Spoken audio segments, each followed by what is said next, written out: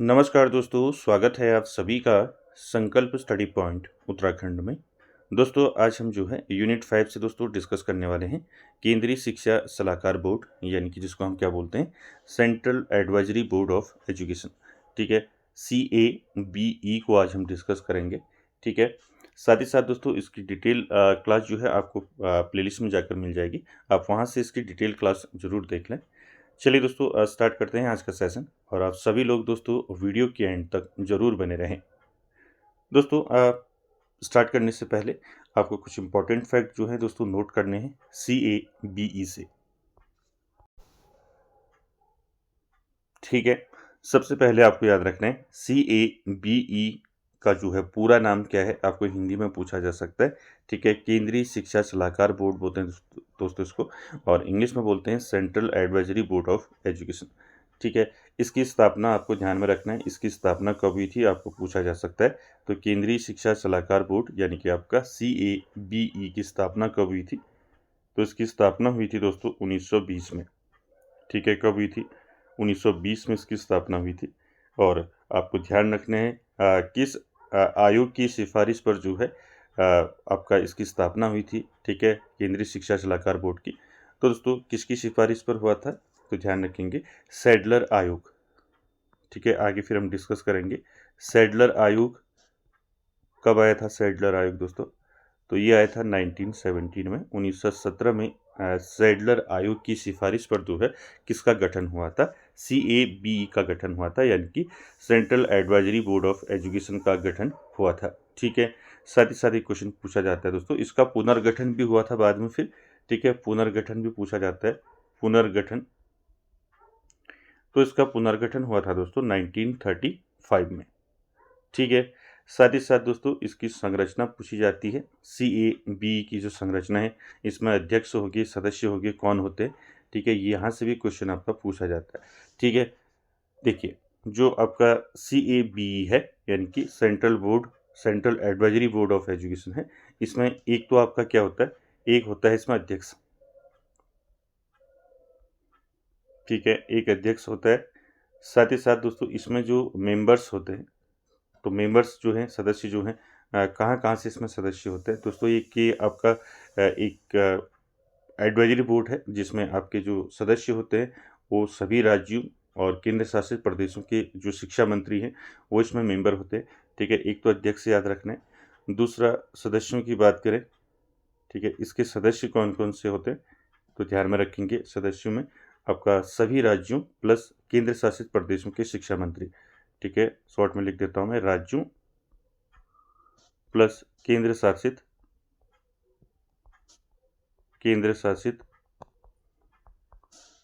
प्रदेशों के शिक्षा मंत्री। ठीक है, ये इसमें क्या होते हैं, सदस्य होते हैं सलाहकार बोर्ड में। ठीक है, शिक्षा मंत्री। ठीक, दूसरा याद रखेंगे नीति आयोग के प्रतिनिधि भी होते हैं इसमें सदस्य। ठीक है, दूसरा याद रखेंगे नीति आयोग। ठीक है, नीति आयोग। ठीक है, नीति आयोग के प्रतिनिधि भी होते हैं इसमें। ठीक है, ध्यान रखेंगे नीति आयोग के प्रतिनिधि इसमें सदस्य होते हैं। साथ ही साथ दोस्तों याद रखेंगे भारत सरकार के विभिन्न विभागों मंत्रालयों के वरिष्ठ प्रतिनिधि होते हैं इसमें। ठीक है, साथ ही साथ दोस्तों शिक्षा क्षेत्र से प्रमुख विशेषज्ञ होते हैं। ठीक है, शिक्षा क्षेत्र से, ठीक है, शिक्षा क्षेत्र से विशेषज्ञ होते हैं। ठीक है, शिक्षा क्षेत्र से विशेषज्ञ जो हैं इसके जो सदस्य होते हैं। ठीक है, साथ ही साथ याद रखेंगे दोस्तों जैसे आपका सांसद होते हैं इसमें। ठीक है, और विभिन्न प्रतिष्ठित संस्थानों के प्रमुख होते हैं, जैसे आपका UGC हो गया, NCERT हो गया, ठीक है, CBSE हो गया। इसके जो प्रमुख हैं ये भी दोस्तों इसके क्या होते हैं, सदस्य होते हैं। ठीक है, तो यहाँ पर आपको ध्यान में रखना है दोस्तों central advisory board of education यानी कि CABE के सदस्य कौन कौन होते हैं आपको पूछा जाएगा। एक तो आपको अध्यक्ष याद रखना है। ठीक है, अध्यक्ष कौन होता है, अध्यक्ष होता है भारत का शिक्षा मंत्री। ठीक है, इसका जो अध्यक्ष होता है कौन होता है, भारत का शिक्षा मंत्री होता है। ठीक है, भारत का शिक्षा मंत्री।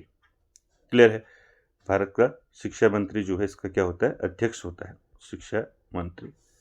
क्लियर है।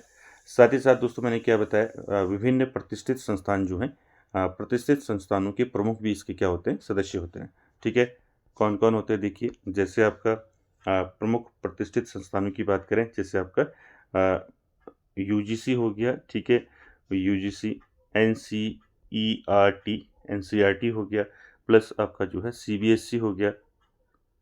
ठीक है, सीबीएसई, इनके जो प्रमुख हैं ये भी दोस्तों सदस्य होते हैं CABE के। ठीक है, तो आपको कभी पूछ लिया जाएगा तो इसको ध्यान में रखना है। इसके अध्यक्ष, इसका जो अध्यक्ष होता है, ठीक है, इसका अध्यक्ष कौन होता है, भारत का शिक्षा मंत्री होता है। और सदस्य मैंने बता दिया आपको, सभी राज्यों प्लस केंद्र शासित प्रदेशों के शिक्षा मंत्री हो गए। ठीक है, नीति आयोग के प्रतिनिधि हो गए। ठीक है, भारत सरकार के विभिन्न विभागों मंत्रालयों के वरिष्ठ प्रतिनिधि हो गए। ठीक है, शिक्षा क्षेत्र के प्रमुख विशेषज्ञ हो गए। ठीक है, सांसद हो गए। ठीक है, विभिन्न प्रतिष्ठित संस्थानों के प्रमुख हो गए, जैसे आपका यूजीसी, एनसीईआरटी, सीबीएसई। ठीक है, इसको ध्यान में रखेंगे। ठीक है, इसके साथ साथ दोस्तों आप सभी जानते हैं केंद्रीय शिक्षा सलाहकार बोर्ड जो है, ठीक है, जिसको हम CABE के नाम से जानते हैं, इसके प्रमुख कार्य जो है दोस्तों क्या है, प्रमुख कार्य ध्यान रखेंगे, प्रमुख कार्य या उद्देश्य कह सकते हैं। ठीक है, तो CABE के प्रमुख कार्य हैं दोस्तों, केंद्र और राज्य सरकार को प्राथमिक से लेकर उच्च शिक्षा तक के सभी स्तरों पर शैक्षिक नीतियों और योजनाओं के संबंध में सलाह देना। ठीक है, ये एक एडवाइजरी बोर्ड है दोस्तों, ये क्या करता है, सलाह देता है। क्या करता है, सलाह देता है केंद्र और, ठीक है, केंद्र और राज्य सरकार को। ठीक है, जिसमें आपका प्राथमिक से लेकर उच्च शिक्षा, ये भी याद रखेंगे, ये सलाह देता है प्राथमिक से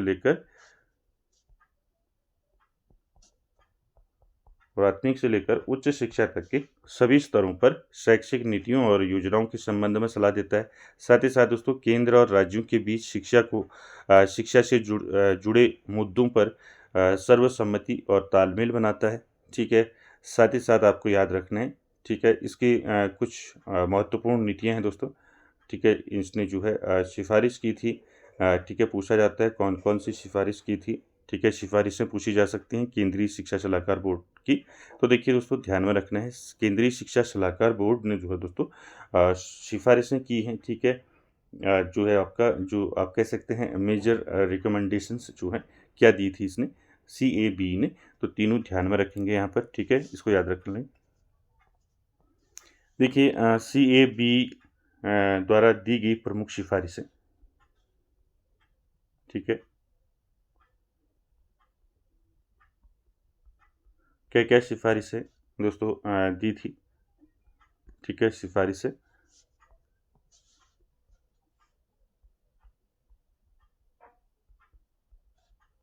क्या क्या सिफारिशें की थी, पहले याद रखेंगे त्रिभाषा सूत्र।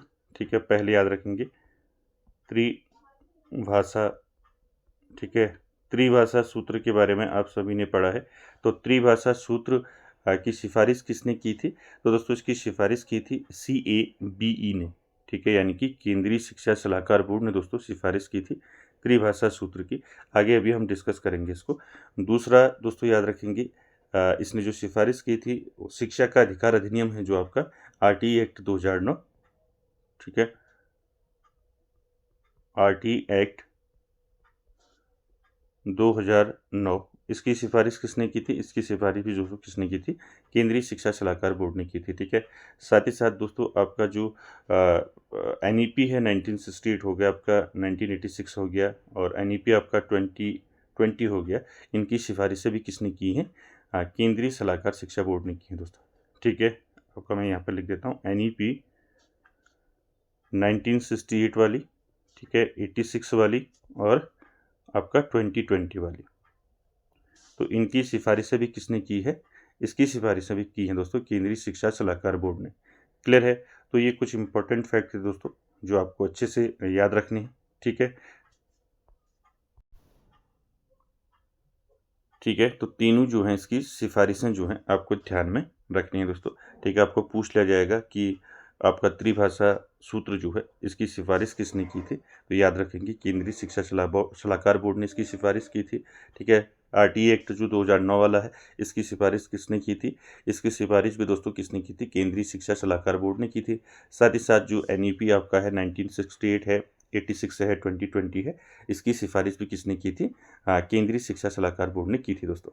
ठीक है, इसको ध्यान में रखेंगे। बाकी मैंने आपको बता दिया इसमें जो आपका इसकी स्थापना है, इसका पुनर्गठन है और किस आयोग की सिफारिश पर जो है दोस्तों केंद्रीय शिक्षा सलाहकार बोर्ड की स्थापना हुई थी। मैंने ऊपर बताया था आपको सैडलर आयोग। ठीक है, सैडलर आयोग की सिफारिश पर जो है केंद्रीय शिक्षा सलाहकार बोर्ड की स्थापना हुई थी।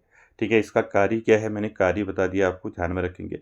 केंद्रीय शिक्षा सलाहकार बोर्ड का जो कार्य है, केंद्र और राज्य सरकार को प्राथमिक से लेकर उच्च शिक्षा तक के सभी स्तरों पर शैक्षिक नीतियां और योजनाओं के संबंध में सलाह देना है और केंद्र और राज्यों के बीच शिक्षा से जुड़े मुद्दों पर सर्वसम्मति और तालमेल बनाना है। ठीक है, ध्यान रखेंगे इसको। चलिए स्टार्ट करते हैं, पहला क्वेश्चन लेते हैं आज का। अब आपको समझ में आ गया होगा। देखिए यहाँ पर ध्यान रखेंगे, कई बार इसका पूरा फुल फॉर्म पूछा जाता है। ठीक है, तो ध्यान रखेंगे central advisory board of education. ठीक है, चलिए पहला क्वेश्चन देखते हैं। क्वेश्चन नंबर फर्स्ट का आंसर करेंगे दोस्तों। फर्स्ट है, भारत में शिक्षा के क्षेत्र में सबसे पुरानी और शीर्ष सलाहकार संस्था कौन सी है? एनसीईआरटी, यूजीसी, सीएबीई या फिर एआईसीटी। तो क्या हो जाएगा राइट आंसर? ध्यान रखेंगे दोस्तों, भारत में शिक्षा के क्षेत्र में सबसे पुरानी और शीर्ष सलाहकार संस्था कौन सी है? तो राइट आंसर हो जाएगा आपका सीएबीई। ठीक है, ऑप्शन सी यहाँ पर राइट आंसर हो जाएगा। सबसे पुरानी कहा गया है। ठीक है, सबसे पुरानी और शीर्ष सलाहकार संस्था है। इसकी स्थापना कब हुई थी? 1920 में हुई थी दोस्तों, ये आपको ध्यान में रखना है। ठीक है, इसके जो अध्यक्ष हैं, ठीक है, यानी कि जो केंद्रीय शिक्षा सलाहकार बोर्ड है, इसके जो अध्यक्ष हैं कौन होते हैं अभी बताया था मैंने आपको। भारत का शिक्षा मंत्री जो है अध्यक्ष होता है इसका, भारत का शिक्षा मंत्री। ठीक है, भारत का शिक्षा मंत्री जो है इसका क्या होता है? अध्यक्ष होता है। बाकी मेंबर्स मैंने बता दिए, वो भी आपको ध्यान में रखने हैं, वहां से भी क्वेश्चन पूछा जाता है। ठीक है, चलिए अगला देखिए क्वेश्चन नंबर 2। चलिए आंसर कीजिए क्वेश्चन नंबर 2 का। सीएबीई की स्थापना सबसे पहले किस वर्ष की गई थी? अभी ऊपर बताया था आपको मैंने, क्या हो जाएगा राइट आंसर? 1920, 35, 47 या फिर 50। CABE यानी कि आपका central advisory board of education, इसकी स्थापना सबसे पहले किस वर्ष की गई थी? तो राइट आंसर हो जाएगा 2 का दोस्तों, 1920 में इसकी स्थापना हुई थी। ठीक है, ऑप्शन ए जो है इसका राइट आंसर हो जाएगा। ठीक है, अगला देखेंगे क्वेश्चन नंबर 3। क्वेश्चन नंबर 3 का आंसर करेंगे दोस्तों। 3 है, किस समिति की सिफारिश पर 1920 में CABE का गठन किया गया था? अभी ऊपर बताया था, ये इंपॉर्टेंट है दोस्तों, आपको पूछा जा सकता है कि केंद्रीय शिक्षा सलाहकार बोर्ड की जो इसकी स्थापना हुई थी, गठन हुआ था इसका, किसकी सिफारिश पर हुआ था, किस आयोग की सिफारिश पर हुआ था? ऑप्शन देखिए, हंटर आयोग, सैडलर आयोग, वुड कार्ड घोषणा पत्र या फिर इनमें से कोई नहीं। तो क्या हो जाएगा इसका राइट आंसर? 3 का दोस्तों राइट आंसर हो जाएगा यहाँ पर सैडलर आयोग। ठीक है, ऑप्शन बी जो है राइट आंसर हो जाएगा। सैडलर आयोग की सिफारिश पर दोस्तों CABE का गठन हुआ था, यानी कि केंद्रीय शिक्षा सलाहकार बोर्ड का गठन हुआ था। ठीक है, सैडलर आयोग कब आया? आपको बताया था मैंने, सैडलर आयोग आया था 1917 में। 1917 में जो है सैडलर आयोग आया। ठीक है, इसी को दोस्तों हम क्या बोलते हैं? इसी को हम बोलते हैं कलकत्ता विश्वविद्यालय आयोग। ठीक है, इसी को हम क्या बोलते हैं? सैडलर आयोग को कलकत्ता विश्वविद्यालय, ठीक है, शॉर्ट में लिखा मैंने विश्वविद्यालय आयोग। ठीक है, सैडलर आयोग को, ठीक है, ध्यान रखेंगे, इसे कलकत्ता विश्वविद्यालय आयोग भी कहते हैं। और इसके अध्यक्ष कौन से दोस्तों? सैडलर आयोग के इसके अध्यक्ष थे दोस्तों डॉक्टर माइकल सैडलर। कौन थे? Doctor Michael Sadler. ठीक है, सारे जो हैं जितने भी आयोग हैं दोस्तों आपके यूनिट 5 में, सारे मैंने आपको डिटेल में करवा रखे हैं। ठीक है, जिनको आप प्लेलिस्ट में जाकर देख सकते हैं, वहाँ पर फोल्डर बना है। ठीक है, LT 2024 करके फोल्डर बना है, वहाँ से आप इसको देख सकते हैं। ठीक है, साथ ही साथ दोस्तों यहाँ पर आप जानती हैं सैडलर आयोग के बारे में, ठीक है, मैंने इसको डिटेल में बता रखा है, आप वहाँ देख सकते हैं इसको। यहाँ पर आपको ये ध्यान रखना है कि इसकी सिफारिश पर जो है केंद्रीय शिक्षा सलाहकार बोर्ड की स्थापना हुई थी। अगला देखेंगे क्वेश्चन नंबर 4। चलिए क्वेश्चन नंबर 4 का आंसर करेंगे। क्वेश्चन नंबर 4 है दोस्तों 1923 में यानी कि 1923 में आर्थिक मंदी यानी कि फाइनेंशियल क्राइसिस के कारण CABE को भंग कर दिया गया था। इसे पुनः जो है किस वर्ष स्थापित किया गया था? मैंने स्टार्टिंग में बताया था आपको दोस्तों कि केंद्रीय शिक्षा सलाहकार बोर्ड का पुनर्गठन भी हुआ था, ठीक है। तो पुनर्गठन क्यों हुआ था इसका? क्योंकि जो 1923 में जो आर्थिक मंदी आई थी, इसके कारण जो है दोस्तों इसको क्या कर दिया गया था, इसको भंग कर दिया गया था, ठीक है। तो इसको भंग कर दिया गया था, तो इसे पुनः कब जो है फिर स्थापित किया गया, ये पूछा है। 1930 में, 1935, 1940, 1945 क्या हो जाएगा राइट आंसर क्वेश्चन नंबर 4 का? आर्थिक मंदी कब आई थी पूछा जा सकता है। 1923 में आर्थिक मंदी आई थी दोस्तों, इसी के कारण जो है केंद्रीय शिक्षा सलाहकार बोर्ड को भंग कर दिया गया था और इसे पुनः दोस्तों फिर स्थापित किया गया था कब? तो 4 का दोस्तों राइट आंसर हो जाएगा 1935 में, ठीक है। ध्यान रखेंगे पूछा जाता है कि इसका जो पुनर्गठन है केंद्रीय शिक्षा सलाहकार बोर्ड का, इसका पुनर्गठन कब हुआ पूछा जाएगा, तो आंसर हो जाएगा 1935, ठीक है, ध्यान रखेंगे। अगला देखिए क्वेश्चन नंबर 5। क्वेश्चन नंबर 5 का आंसर करेंगे दोस्तों। CABE का पदेन अध्यक्ष यानी कि चेयरमैन कौन होता है? अभी ऊपर बताया था मैंने आपको, ठीक है। Central advisory board of education का पदेन अध्यक्ष यानी कि चेयरमैन कौन होता है? भारत का राष्ट्रपति, ठीक है। NCERT निदेशक, केंद्रीय शिक्षा मंत्री या फिर इनमें से कोई नहीं। तो क्या हो जाएगा दोस्तों इसका राइट आंसर? तो राइट आंसर हो जाएगा दोस्तों 5 का केंद्रीय शिक्षा मंत्री, ठीक है। तो ध्यान रखेंगे ऑप्शन जो है यहाँ पर सी जो है दोस्तों राइट आंसर हो जाएगा। ध्यान रखेंगे central advisory board of education का जो चेयरमैन होता है दोस्तों कौन होता है? केंद्रीय शिक्षा मंत्री होता है, ठीक है। चलिए अगला देखिए क्वेश्चन नंबर 6 का आंसर करेंगे। क्वेश्चन नंबर 6 है दोस्तों CABE का मुख्य कार्य क्या है?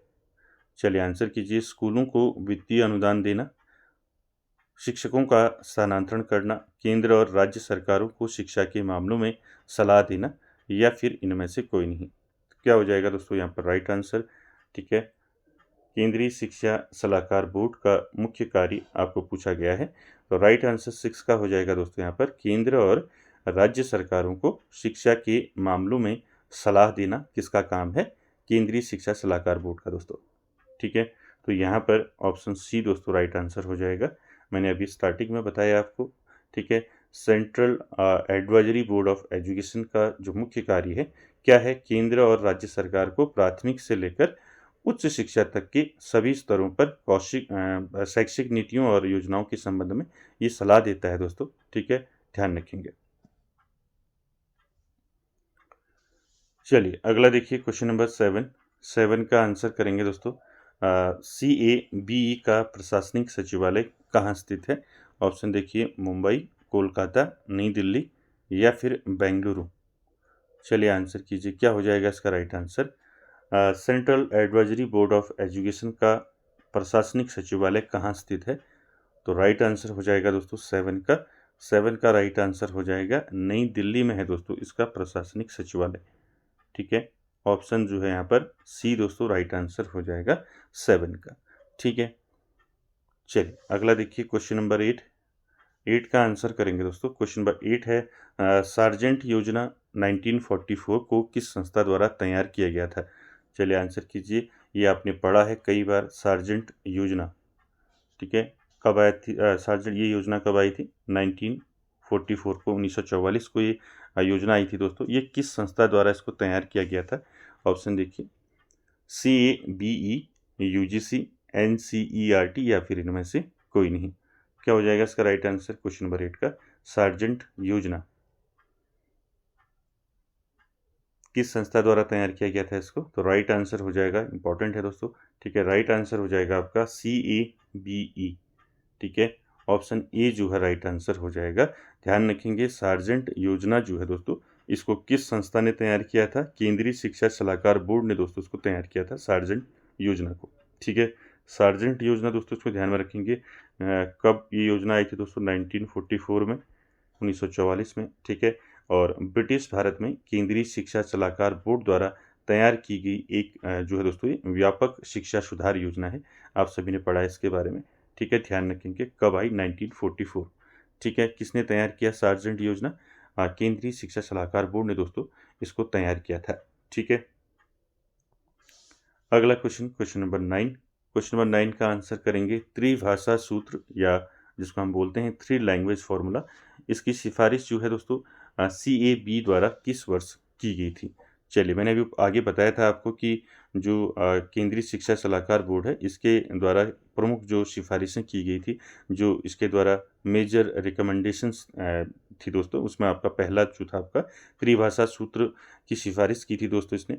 और साथ ही साथ जो है RT एक्ट जो है आपका 2009, इसकी सिफारिश की थी। और NEP जो है आपका 1968, 1986 और 2020, इन तीनों का जो है दोस्तों इसने सिफारिश की थी, ठीक है। तो यहाँ पर आपको पूछा है त्रिभाषा सूत्र की सिफारिश केंद्रीय शिक्षा सलाहकार बोर्ड ने किस वर्ष की थी, आपको पूछा है।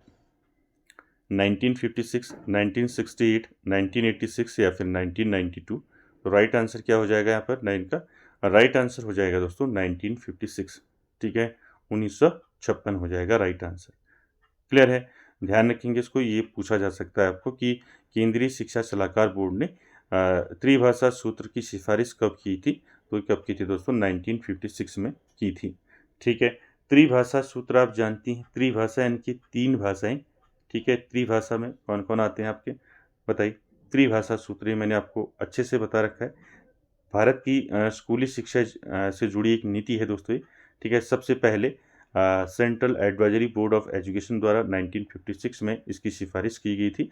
और बाद में फिर दोस्तों इसको जो है कोठारी आयोग ने जो है इसकी कोठारी आयोग की सिफारिशों के आधार पर बाद में फिर इसको जो है NEP 1968 में दोस्तों इसको जो है लाया गया था, ठीक है।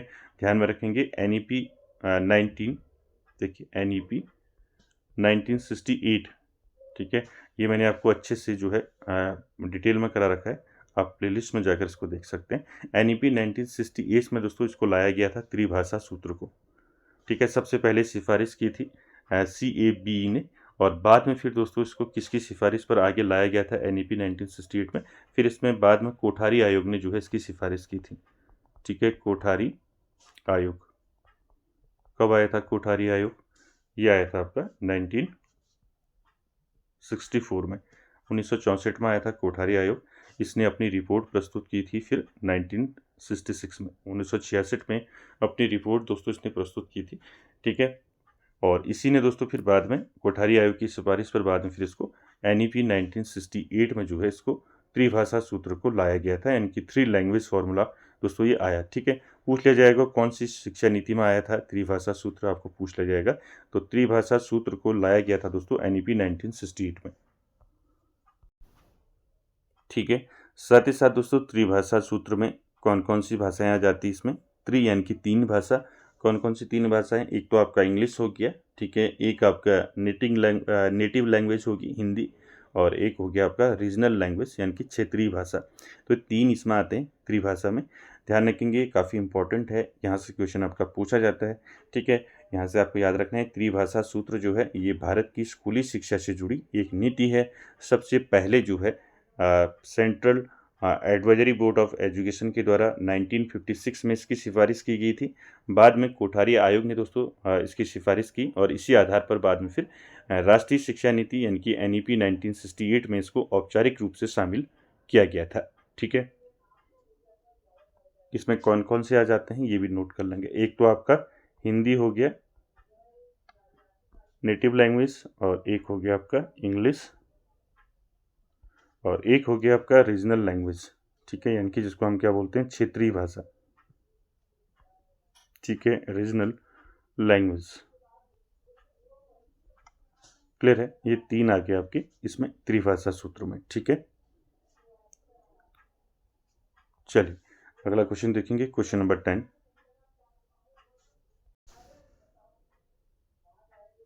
चलिए क्वेश्चन नंबर 10 का आंसर करेंगे। क्वेश्चन नंबर 10 है दोस्तों, CABE की बैठकों का आयोजन सामान्यतः कितने समय के अंतराल पर किया जाता है, यानी कि जो केंद्रीय शिक्षा सलाहकार बोर्ड है इसकी सामान्यतः जो है दोस्तों कितने अंतराल में इसकी बैठकें जो हैं होती हैं, ये आपको बताना है। हर महीने, 3 साल में एक बार, वर्ष में कम से कम एक बार, या फिर इनमें से कोई नहीं। क्या हो जाएगा राइट आंसर यहाँ पर 10 का? तो ध्यान रखेंगे दोस्तों, यहाँ पर राइट आंसर हो जाएगा वर्ष में कम से कम एक बार जो है दोस्तों इसकी जो है केंद्रीय शिक्षा सलाहकार बोर्ड की बैठक होती है। ठीक है, तो वर्ष में कम से कम एक बार। ऑप्शन सी दोस्तों यहाँ पर राइट आंसर हो जाएगा। ठीक है, ध्यान रखेंगे।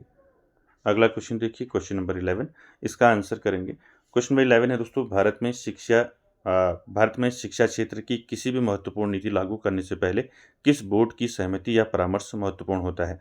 ऑप्शन देखिए क्या हो जाएगा राइट आंसर। भारत में शिक्षा क्षेत्र की किसी भी महत्वपूर्ण नीति को लागू करने से पहले किस बोर्ड की सहमति या परामर्श महत्वपूर्ण होता है? तो राइट आंसर हो जाएगा दोस्तों यहाँ पर क्या हो जाएगा? CABE। ठीक है, ऑप्शन बी जो है दोस्तों यहाँ पर राइट आंसर हो जाएगा। ठीक है, चलिए अगला देखिए, क्वेश्चन नंबर 12। क्वेश्चन नंबर 12 का आंसर करना है, CABE का उपाध्यक्ष यानी कि वाइस चेयरमैन कौन होता है? अभी आपने चेयरमैन पढ़ा पहले, जो आपका CABE का चेयरमैन कौन होता है? भारत का शिक्षा मंत्री होता है। ठीक है, और यहाँ पर पूछा है आपको उपाध्यक्ष कौन होता है? शिक्षा राज्य मंत्री, UGC के अध्यक्ष, NCERT निदेशक, या फिर इनमें से कोई नहीं। क्या हो जाएगा राइट आंसर दोस्तों इसका? 12 का राइट आंसर हो जाएगा यहाँ पर शिक्षा राज्य मंत्री। उपाध्यक्ष कौन होता है? शिक्षा राज्य मंत्री। ऑप्शन ए जो है यहाँ पर राइट आंसर हो जाएगा, यानी कि स्टेट मिनिस्टर ऑफ एजुकेशन। ठीक है, ध्यान रखेंगे, ऑप्शन ए जो है यहाँ पर राइट आंसर हो जाएगा। ठीक है, अगला देखेंगे क्वेश्चन नंबर 13 का आंसर करेंगे दोस्तों। राष्ट्रीय पाठ्यचर्या की रूपरेखा NCF 2005 को अंतिम स्वीकृति किस संस्था ने दी थी? यानी कि आप जानती हैं राष्ट्रीय पाठ्यचर्या की रूपरेखा NCF 2005। दोस्तों यहाँ पर देखिए NCF 2005 और 2023 ये दोनों दोस्तों मैंने आपको डिटेल में कवर किया है। ठीक है, इसको आप प्लेलिस्ट में जाकर देख सकते हैं। ठीक है, तो यहाँ पर आपको पूछा है NCF 2005 को अंतिम स्वीकृति जो है किस संस्था ने दी थी? ऑप्शन देखिए NCERT, CABE, CBSE, या फिर इनमें से कोई नहीं।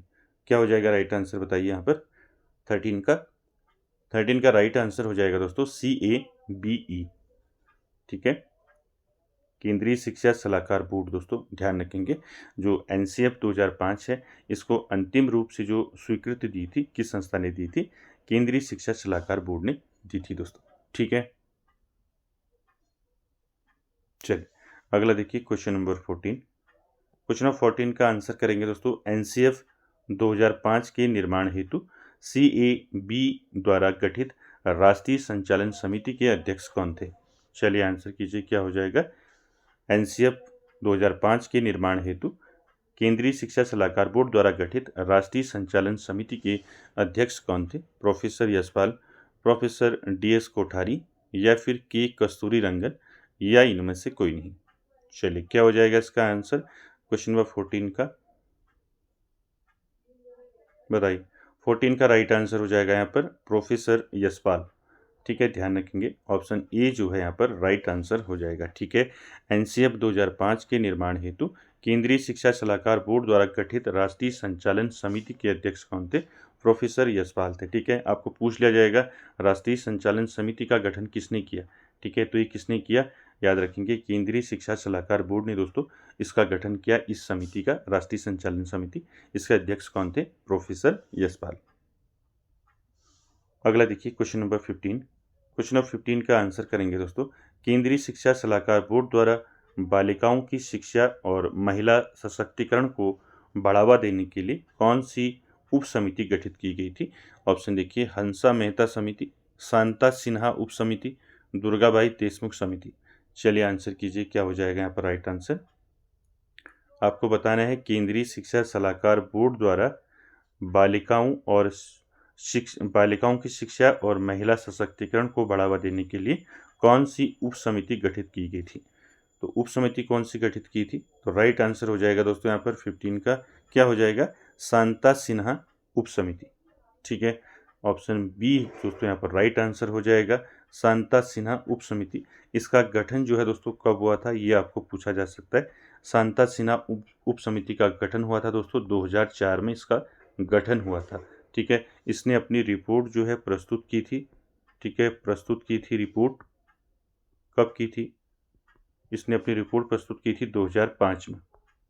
ठीक है, ये दोस्तों आपको ध्यान में रखना, ये जो समिति है शांता सिन्हा समिति, ये केंद्रीय शिक्षा सलाहकार बोर्ड द्वारा दोस्तों निःशुल्क और अनिवार्य शिक्षा विधेयक का प्रारूप तैयार करने के लिए इसका गठन किया गया था, शांता सिन्हा उप समिति का। ठीक है, इसका गठन कब हुआ और इसने अपनी रिपोर्ट प्रस्तुत कब की, ये आपको ध्यान में रखना है दोस्तों। ठीक है, क्लियर हो गया। चलिए आगे चलिए क्वेश्चन नंबर 16 पर। क्वेश्चन नंबर 16 का आंसर करेंगे। 16 है दोस्तों, राष्ट्रीय शिक्षा नीति NEP 2020 के मसौदे पर विचार विमर्श के लिए जो है CABE की विशेष बैठक कब आयोजित की गई थी। आपको बताना है दोस्तों, जो NEP 2020 आपने पढ़ा है, ठीक है, इसको मैंने अच्छे से डिटेल में करा रखा है दोस्तों, आप प्लेलिस्ट पर जरूर इसको जाकर देखिए। देखिए, राष्ट्रीय शिक्षा नीति NEP 2020 के मसौदे पर विचार विमर्श के लिए केंद्रीय शिक्षा सलाहकार बोर्ड की विशेष बैठक जो है कब आयोजित की गई थी। ऑप्शन देखिए 2017, 18, 19 या फिर 2015। तो राइट आंसर क्या हो जाएगा दोस्तों, राइट आंसर हो जाएगा 16 का दोस्तों 2019 में। ठीक है, 2019 में केंद्रीय शिक्षा सलाहकार बोर्ड ने दोस्तों NEP 2020 के मसौदे पर विचार विमर्श के लिए जो है क्या की थी, एक विशेष बैठक आयोजित की थी। क्लियर है। चलिए अगला क्वेश्चन देखिए, क्वेश्चन नंबर 17 का आंसर करेंगे। केंद्रीय शिक्षा सलाहकार बोर्ड में लोकसभा से कितने सदस्य जो हैं नामांकित किए जाते हैं, यानी कि नॉमिनेटेड होते हैं लोकसभा से। ऑप्शन देखिए 5, 6, 4 या फिर 2। चलिए आंसर कीजिए, क्या हो जाएगा यहाँ पर राइट आंसर। केंद्रीय शिक्षा सलाहकार बोर्ड में दोस्तों लोकसभा से कितने सदस्य होते हैं, तो राइट आंसर हो जाएगा 17 का दोस्तों लोकसभा से 2 सदस्य होते हैं। ठीक है, ऑप्शन डी दोस्तों यहाँ पर राइट आंसर हो जाएगा। ठीक है, ध्यान रखना है, आपको पूछ लिया जाएगा केंद्रीय शिक्षा सलाहकार बोर्ड में और लोकसभा से कितने सदस्य इसमें नामांकित किए जाते हैं, तो 2 सदस्य नामांकित किए जाते हैं, याद रखेंगे। क्लियर। अगला देखेंगे क्वेश्चन नंबर 18 का आंसर करना है। केंद्रीय शिक्षा सलाहकार बोर्ड में राज्यसभा से कितने सदस्य नामांकित किए जाते हैं, 1, 2, 3 या फिर 4। चलिए आंसर कीजिए, क्या हो जाएगा इसका राइट आंसर। लोकसभा और राज्यसभा दोनों याद रखेंगे। ठीक है, तो राइट आंसर हो जाएगा यहाँ पर 18 का दोस्तों 1। ठीक है, ऑप्शन ए जो है राइट आंसर हो जाएगा। ठीक है, ध्यान रखेंगे केंद्रीय शिक्षा सलाहकार बोर्ड में जो है लोकसभा से कितने सदस्य नामांकित किए जाते हैं, लोकसभा से 2 सदस्य नामांकित किए जाते हैं और राज्यसभा से 1 सदस्य नामांकित किया जाता है दोस्तों। ठीक है, ध्यान रखेंगे इसको। 19 नंबर क्वेश्चन देखिए दोस्तों, विश्वविद्यालय शिक्षा आयोग जो आपका 1948 में आया था, इसका गठन जो है केंद्रीय शिक्षा सलाहकार बोर्ड की किस बैठक की सिफारिश के बाद हुआ था। चलिए, फर्स्ट बैठक, ठीक है, या फिर 10वीं बैठक, 14वीं बैठक या फिर 15वीं बैठक। चलिए आंसर कीजिए, क्या हो जाएगा। विश्वविद्यालय शिक्षा आयोग, जिसको हम राधा कृष्णन आयोग के नाम से भी जानते हैं दोस्तों, इसका गठन जो है केंद्रीय शिक्षा सलाहकार बोर्ड की किस बैठक की सिफारिश के बाद हुआ था। तो यहाँ पर आपको बताना है केंद्रीय सलाहकार बोर्ड जो है इसकी कौन सी बैठक थी जिसके बाद इसकी सिफारिश हुई थी। तो राइट आंसर हो जाएगा दोस्तों यहाँ पर 19 का राइट आंसर हो जाएगा 14वीं बैठक। ठीक है, 14वीं बैठक कब हुई थी केंद्रीय सलाहकार बोर्ड की, इसकी बैठक हुई थी 1948 में। ठीक है, तो राइट आंसर क्या हो जाएगा, ऑप्शन सी। चलिए अगला देखिए क्वेश्चन नंबर 20।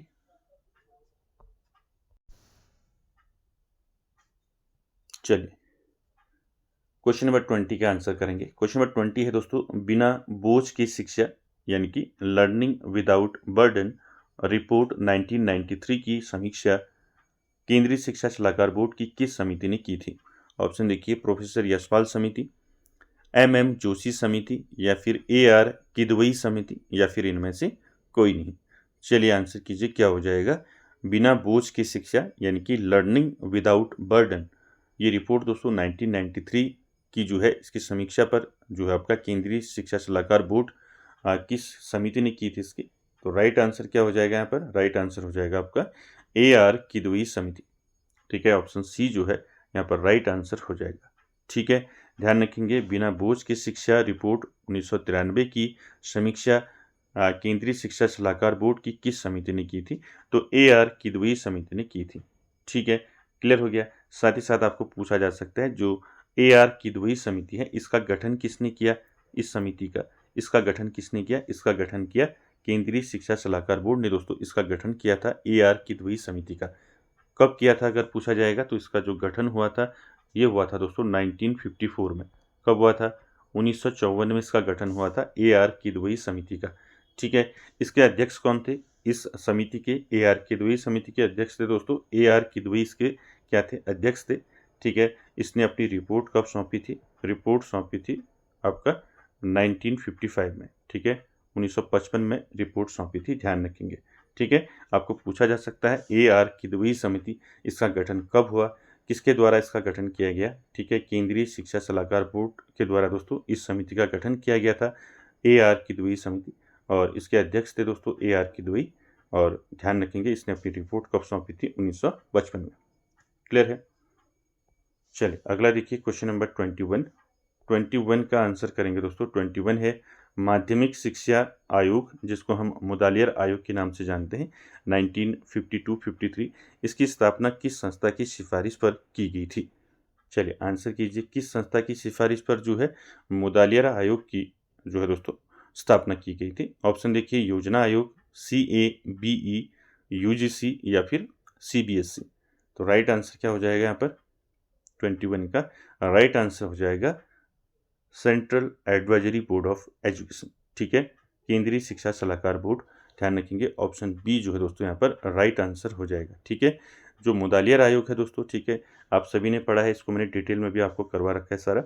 ठीक है, मुदालियर आयोग कब आया था? 1952 में मुदालियर आयोग आया था दोस्तों। ठीक है, ध्यान रखेंगे। तो इसने जो है अपनी रिपोर्ट कब सौंपी थी? 53 में सौंपी थी। ठीक है, 52 में आया, 53 में इसने अपनी रिपोर्ट सौंपी थी। तो इसकी जो स्थापना हुई थी मुदालियर आयोग की 1952 में, इसकी स्थापना जो है दोस्तों किस संस्था की सिफारिश पर इसकी स्थापना की गई थी?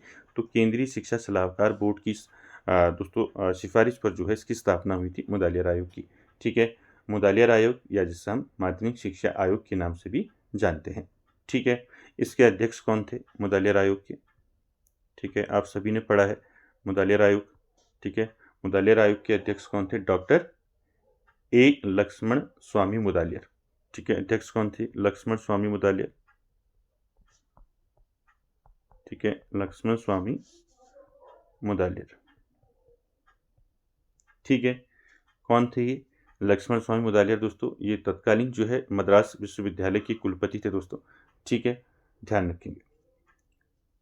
चल अगला देखिए क्वेश्चन नंबर 22 का आंसर करेंगे। 22 है दोस्तों किस वर्ष केंद्रीय शिक्षा सलाहकार बोर्ड द्वारा गठित सुलभता और गुणवत्ता यानी कि एक्सेस एंड क्वालिटी समिति ने दूरस्थ शिक्षा यानी कि डिस्टेंस एजुकेशन को बढ़ावा देने का सुझाव दिया था? कब दिया था आपको पूछा है? 1985, 2005, 12 या फिर आपका 1995। क्या हो जाएगा राइट आंसर बताइए। यहाँ पर आपको पूछा गया है किस वर्ष जो है केंद्रीय शिक्षा सलाहकार बोर्ड द्वारा गठित सुलभता और गुणवत्ता यानी कि एक्सेस एंड क्वालिटी जो है एक समिति दोस्तों ठीक है, इसने जो है दूरस्थ शिक्षा यानी कि जिसको हम डिस्टेंस एजुकेशन बोलते हैं, दूरस्थ शिक्षा को बढ़ावा देने का सुझाव कब दिया था? तो राइट आंसर हो जाएगा दोस्तों 22 का कब दिया था सुझाव? 2005 में सुझाव दिया था। ऑप्शन बी दोस्तों राइट आंसर हो जाएगा। ठीक है, ध्यान रखेंगे इसको। क्लियर है? चलिए अगला देखिए क्वेश्चन नंबर 23 का आंसर करेंगे। सार्जेंट रिपोर्ट 1944 में कितने वर्ष के बच्चों के लिए मुफ्त और अनिवार्य शिक्षा की सिफारिश जो है केंद्रीय शिक्षा सलाहकार बोर्ड द्वारा की गई थी? अभी मैंने स्टार्टिंग में बताया था आपको 5 से 10 वर्ष, 6 से 14 वर्ष, 3 से 9 वर्ष या फिर 6 से 18 वर्ष। चलिए आंसर कीजिए। सार्जेंट रिपोर्ट जो है 1944, ठीक है, कितने वर्ष के बच्चों के लिए मुफ्त और अनिवार्य शिक्षा की सिफारिश जो है की गई थी? तो राइट आंसर क्या हो जाएगा यहाँ पर? 23 का राइट आंसर हो जाएगा दोस्तों 6 से 14 वर्ष। ठीक है, ऑप्शन बी दोस्तों यहाँ पर राइट आंसर हो जाएगा। सार्जेंट रिपोर्ट 1944 में कितने वर्ष के बच्चों के लिए मुफ्त और अनिवार्य शिक्षा की सिफारिश केंद्रीय शिक्षा सलाहकार बोर्ड द्वारा की गई थी? तो 6 से 14 वर्ष, ठीक है, याद रखेंगे। अगला क्वेश्चन नंबर 24। 24 का आंसर करेंगे दोस्तों। 24 है केंद्रीय शिक्षा सलाहकार बोर्ड के सदस्य सचिव यानी कि मेंबर सेक्रेटरी के रूप में कौन कार्य करता है? चलिए, सदस्य सचिव के रूप में कौन कार्य करता है आपको बताना है। भारत के शिक्षा सचिव, एनसीईआरटी के निदेशक, सीबीएसई चेयरमैन या फिर आपका इनमें से कोई नहीं। क्या हो जाएगा 24 का right answer? Central advisory board of education के सदस्य सचिव के रूप में कौन कार्य करता है? तो 24 का राइट आंसर हो जाएगा दोस्तों भारत के शिक्षा सचिव जो है दोस्तों, ध्यान रखेंगे ए ऑप्शन राइट हो जाएगा, ठीक है। केंद्रीय शिक्षा सलाहकार बोर्ड के सदस्य सचिव के रूप में कौन कार्य करता है? भारत का जो शिक्षा सचिव है ये कार्य करता है, ठीक है। ऑप्शन ए जो है राइट आंसर हो जाएगा। अगला देखिए क्वेश्चन नंबर 25 आंसर करेंगे। केंद्रीय शिक्षा सलाहकार बोर्ड की बैठकों का मुख्य एजेंडा किसके द्वारा तय किया जाता है? यानी कि जो केंद्रीय शिक्षा सलाहकार बोर्ड है इसकी जो बैठकें होती हैं उसका मुख्य एजेंडा किसके द्वारा तय किया जाता है? ऑप्शन देखिए, शिक्षा मंत्रालय और CABE सचिवालय द्वारा या फिर वित्त मंत्रालय द्वारा या फिर सुप्रीम कोर्ट द्वारा। चलिए आंसर कीजिए, क्या हो जाएगा? Central advisory board of education की बैठकों का मुख्य एजेंडा कौन जो है दोस्तों तय करता है? तो राइट आंसर हो जाएगा शिक्षा मंत्रालय और केंद्रीय शिक्षा सलाहकार बोर्ड का जो सचिवालय है उसके द्वारा, ठीक है। तो राइट आंसर हो जाएगा ऑप्शन ए। क्लियर है? तो ध्यान में रखेंगे इसको। चलिए अगला देखिए क्वेश्चन नंबर 26 का आंसर करेंगे दोस्तों। केंद्रीय शिक्षा सलाहकार बोर्ड का मुख्य कार्य क्या है? ऑप्शन देखिए, स्कूलों को मान्यता देना, शिक्षा नीति पर सलाह देना, परीक्षा परिणाम जारी करना। क्या हो जाएगा right answer? Central advisory board of education का मुख्य कार्य दोस्तों आपको मैंने बताया था, तो राइट आंसर क्या हो जाएगा? शिक्षा नीति पर सलाह देना, ठीक है। ऑप्शन बी जो है दोस्तों यहाँ पर राइट आंसर हो जाएगा, ठीक है। अगला क्वेश्चन नंबर 27 और आज का आखिरी क्वेश्चन आपको आंसर करना है। Central advisory board of education की स्थापना मूलतः किस काल में हुई थी? स्वतंत्रता के बाद, ब्रिटिश शासन के दौरान, वैदिक काल में या फिर इनमें से कोई नहीं। तो क्या हो जाएगा राइट आंसर? अभी ऊपर बताया था, तो राइट आंसर हो जाएगा दोस्तों स्थापना कब हुई थी? तो स्थापना हुई थी 1920 में, ठीक है। तो यहाँ पर राइट आंसर क्या हो जाएगा? ब्रिटिश शासन के दौरान, ठीक है। इस समय क्या था? ब्रिटिश शासन था भारत में, तो राइट आंसर हो जाएगा ऑप्शन बी, ठीक है। तो दोस्तों central advisory board of education से संबंधित मैंने महत्वपूर्ण क्वेश्चन आपको बताए, ठीक है। ये सारे दोस्तों इंपॉर्टेंट क्वेश्चन हैं और आपको कोई भी क्वेश्चन पूछा जा सकता है और छोटा सा टॉपिक था। आई होप आपको समझ में आया होगा और आज के सेशन में दोस्तों इतना ही। मिलते हैं नेक्स्ट सेशन में, तब तक के लिए धन्यवाद।